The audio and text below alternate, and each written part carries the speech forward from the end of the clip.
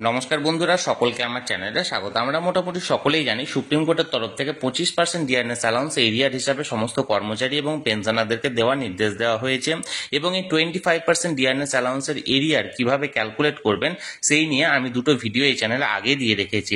তবুও বহু মানুষ নিজের বেসিক পেনশন এবং নিজের বেসিক পে অনুযায়ী নিজেদের প্রাপ্য ডিআরএস অ্যালাউন্সের এরিয়ারের বিষয়টা আমার কাছ থেকে জানতে চেয়েছেন, তাই এই ভিডিওটি নিয়ে এলাম। এই ভিডিওর থেকে আর সহজ পদ্ধতিতে আপনারা নিজেদের ডিআরএস অ্যালাউন্সের ক্যালকুলেশন করতে পারবেন না। মাত্র 1 মিনিটও লাগবে না আপনাদের নিজেদের ডিআরএস অ্যালাউন্সের ক্যালকুলেশনটা করতে। শুধুমাত্র আপনাদের নিজেদের বেসিক পে বা আপনাদের বেসিক পেনশন এই দুটোর সঙ্গে একটা অ্যামাউন্ট বা একটা পোর্শন মাল্টিপ্লাই করে নেবেন, অর্থাৎ গুণ করে নেবেন, তাহলে আপনারা নিজেদের প্রাপ্য ডিআরএস অ্যালাউন্সের যে এরিয়াটা সেটা আপনারা জানতে পারবেন। ভিডিওটি অত্যন্ত গুরুত্বপূর্ণ, তাই প্রথম থেকে শেষ পর্যন্ত অবশ্যই ধৈর্য সহকারে দেখবেন এবং ভালো লেগে থাকলে অবশ্যই একটি লাইক করবেন এবং সকলের সঙ্গে শেয়ার করবেন। আর সেই সাথে এই চ্যানেলে যদি প্রথমবার হয়ে থাকেন অবশ্যই চ্যানেলটিকে সাবস্ক্রাইব করে নিতে ভুলবেন না। তাহলে চলুন আমরা বিস্তারিত জেনে নিই। সর্বপ্রথমে এই হিসাবের জন্য আপনাকে জানতে হবে যে আপনি যে বছর জয়েন করেছিলেন বা যে বছর অবসর নিয়েছিলেন, অর্থাৎ সাপোজ ধরুন আপনি যদি 2010-এ জয়েন করে থাকেন কোনো চাকরিতে বা 2010-এ যদি আপনি চাকরি থেকে অবসর নিয়ে থাকেন, তাহলে মানে জয়েন করার সময় বা অবসর নেওয়ার সময় আপনার জয়েন করলে বেসিক পে কত ছিল এবং অবসর নিয়ে থাকলে আপনার বেসিক পেনশন কত ছিল এইটুকু জানতে হবে। প্রথমত বেসিক পে নিয়ে অনেকের একটা ভ্রান্ত ধারণা আছে, যেগুলি আমি আগের ভিডিওর অনেক কমেন্টে আমি বুঝেছি। সেটা হলো বেসিক পে যুক্ত গ্রেড পে অনেকেই করছেন, কিন্তু সেটা নয়। বিষয়টা হলো বেসিক পে সমান হলো pay in payment plus grade pay. অর্থাৎ ফর এক্সাম্পল আপনার যদি বেসিক পে মানে আপনি যে টাইমে চাকরিতে জয়েন করেছিলেন সেই সময় যদি বেসিক পে 8,840 টাকা ছিল এবং আপনার যদি গ্রেড পে সেই সময় 2,600 টাকা থেকে থাকে, তাহলে সেক্ষেত্রে সেই সময় আপনার বেসিক পে 8,840 মানে ছিল পে ইন পেমেন্ট ছিল 6,240 টাকা এবং 2,600 টাকা ছিল গ্রেড পে। অর্থাৎ 6,240 pay in payment plus 2,600 grade pay, এই দুটোকে যোগ করে হয়েছিল আপনার বেসিক পে, যেটার পরিমাণ ছিল 8,840 টাকা। আশা করি আমি বোঝাতে পেরেছি।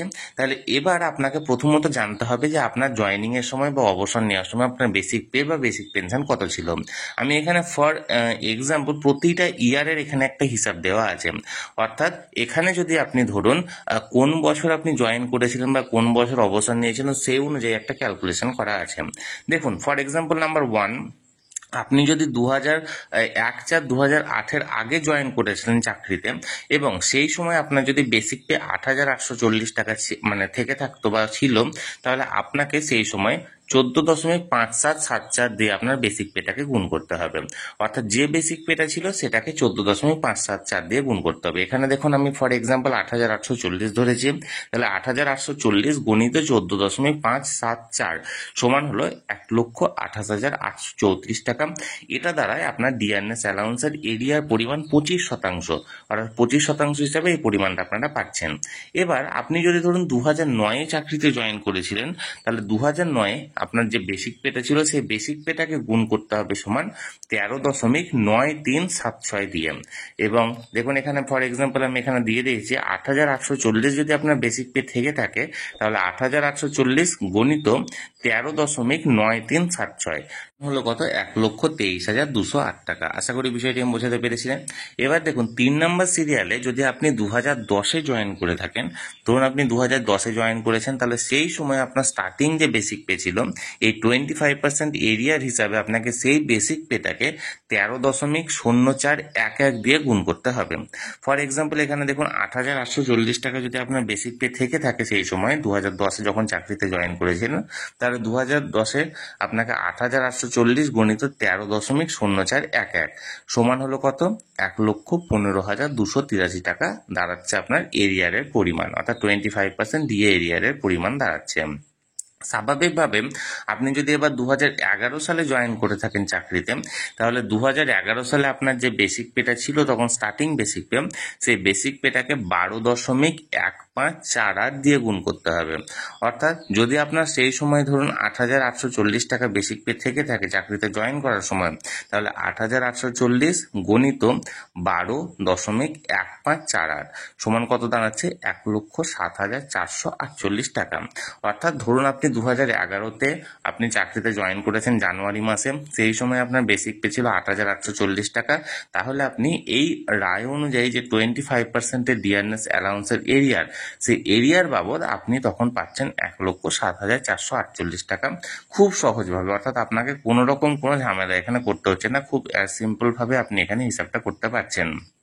দেখুন, এবার 5 নাম্বার হচ্ছে আপনি যদি 2012-তে জয়েন করে থাকেন, ধরুন আপনি 2012 জানুয়ারিতে জয়েন করেছেন, তাহলে সেক্ষেত্রে আপনার স্টার্টিং যে বেসিক পেটা ছিল সেই বেসিক পেটাকে গুণ করতে হবে, মাল্টিপ্লাই করতে হবে 11.0746 দিয়ে।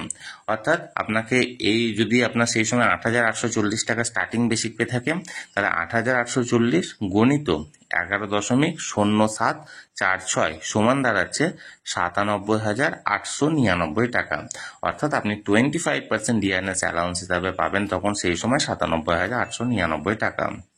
এবার দেখুন 6 নম্বরে হচ্ছে 2013-তে যদি আপনি জয়েন করে থাকেন, তাহলে সেই সময় স্টার্টিং যে বেসিক পে ছিল সেই বেসিক পেটাকে মাল্টিপ্লাই করতে হবে 9.7350 দিয়ে। অর্থাৎ আপনার যদি স্টার্টিং বেসিক পে 8,840 থেকে থাকে সেই সময়, তাহলে 8,840 গণিত 9.7350 সমান আপনার এরিয়ার দাঁড়াচ্ছে 86,057 টাকা। অর্থাৎ আপনি 2013-তে চাকরিতে জয়েন করলে 8,840 টাকা বেসিক পে অনুযায়ী 25% ডিয়ারনেস অ্যালাউন্স বাবদ আপনি পাবেন 86,057 টাকা। এবার দেখুন 7 নম্বর সিরিয়ালে 2014-তে যদি আপনি জয়েন করে থাকেন, 2014-তে যদি জয়েন করে থাকেন, তাহলে সেই সময় আপনার যে বেসিক পে ছিল তাকে গুণ করতে হবে 8.3534 দিয়ে।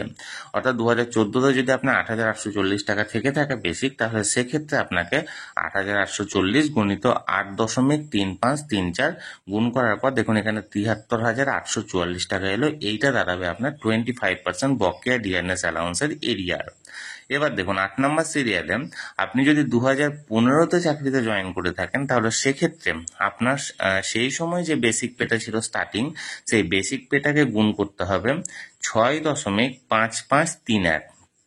অর্থাৎ 2015-তে যদি আপনার 8,840 টাকা থেকে থাকে, তাহলে 8,840 গণিত 6.5531 সমান দাঁড়াচ্ছে আপনার 57,929 টাকা। এই পরিমাণ টাকাটি আপনার দাঁড়াচ্ছে এরিয়ার বাবদ। এবার দেখুন 9 নম্বর সিরিয়ালে 2016-তে যদি আপনি জয়েন করে থাকেন, তাহলে সেক্ষেত্রে আপনার যে বেসিক পেটা হবে স্টার্টিং, সেই বেসিক পেটাকে গুণ করতে হবে 4.6294 দিয়ে। অর্থাৎ আপনার যদি স্টার্টিং বেসিক পে সেই সময় 8,840 দাঁড়ায়, তাহলে 8,840 গণিত 4.6294 সমান দাঁড়াচ্ছে আপনার এরিয়ারের পরিমাণ 40,923 টাকা।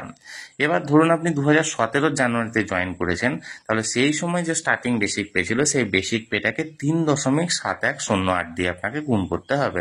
অর্থাৎ আপনার স্টার্টিং বেসিক পে যদি সেই সময় 8,840 থেকে থাকে, তাহলে 8,840 গণিত 3.7108 সমান আপনার এরিয়ার দাঁড়াচ্ছে 32,803 টাকা। এবার দেখুন আপনি যদি 2018-তে জয়েন করে থাকেন, ফর এক্সাম্পল 2018 জানুয়ারিতে আপনি জয়েন করেছেন, তাহলে সেক্ষেত্রে আপনার স্টার্টিং যে বেসিক পেটা হবে সেই বেসিক পেটাকে 2.0918 দিয়ে গুণ করতে হবে। অর্থাৎ ফর এক্সাম্পল আপনার যদি 8,840 টাকা ছিল স্টার্টিং বেসিক পে, তাহলে 8,840 গণিত 2.0918 আপনার এরিয়ার দাঁড়াচ্ছে 25% এরিয়ার হিসাবে দাঁড়াচ্ছে 14,491 টাকা। এবার ধরুন লাস্ট 2019-এ যদি আপনি জয়েন করে থাকেন, তাহলে সেক্ষেত্রে আপনার যা বেসিক ছিল সেটাকে 0.9899 দিয়ে গুণ করতে হবে। অর্থাৎ 8,840 টাকা যদি আপনার থেকে থাকে বেসিকের পরিমাণ, স্টার্টিং বেসিকের পরিমাণ, তাহলে সেটাকে 0.9899 দিয়ে গুণ করে আপনার 8,750 টাকা দাঁড়াচ্ছে আপনার বকেয়া প্রাপ্য এরিয়ারের পরিমাণ। তাহলে বন্ধুরা, এটা খুবই সহজ একটা হিসেব। এই হিসেব অনুযায়ী আপনাকে কোনো রকম কোনো ঝামেলা করতে হবে না। আপনি জাস্ট একটা ক্লিকে আপনি যে সময় চাকরিতে জয়েন করেছিলেন সেই সময় চাকরিতে জয়েন করার যে বেসিক পে, সেই বেসিক পেটাকে গুণ করে দেবেন সেই সাল অনুযায়ী আপনার প্রাপ্য এটা অনুযায়ী। তবে হ্যাঁ, কিছুটা ডিফারেন্স হতে পারে আপনার প্রাপ্য এরিয়া। তার কারণটা হচ্ছে আমি এখানে মূলত যে হিসেবটা করেছি সেটা জানুয়ারিতে জয়েন করার ক্ষেত্রে করেছি। আপনারা কেউ যদি ফেব্রুয়ারি, মার্চ বা এপ্রিল বা অন্য কোনো মাসে জয়েন করে থাকেন সেই সালের, তাহলে সেক্ষেত্রে 2-4 মাসের আপনার এখানে হেরফেরটা হবে। আর তার সঙ্গে পিট্যাক্সের একটু হেরফের হবে, বাদ বাকি কোনো রকম কোনো সমস্যা নেই। 100% অ্যাকিউরেসির সঙ্গে আপনার হিসেবটা এখানে শো করবে। তাহলে বন্ধুরা, ভিডিওটি যদি ভালো লেগে থাকে অবশ্যই একটি লাইক করবেন, সকলের সঙ্গে শেয়ার করবেন। আর সেই সাথে এই চ্যানেলে যদি প্রথমবার হয়ে থাকেন, এই রকমের ইনফরমেটিভ ভিডিও আরও দেখার জন্য যারা এখনো পর্যন্ত চ্যানেলটিকে সাবস্ক্রাইব করেননি, তারা অবশ্যই চ্যানেলটিকে সাবস্ক্রাইব করে নিতে ভুলবেন না। ধন্যবাদ, দেখা হচ্ছে পরের ভিডিওতে।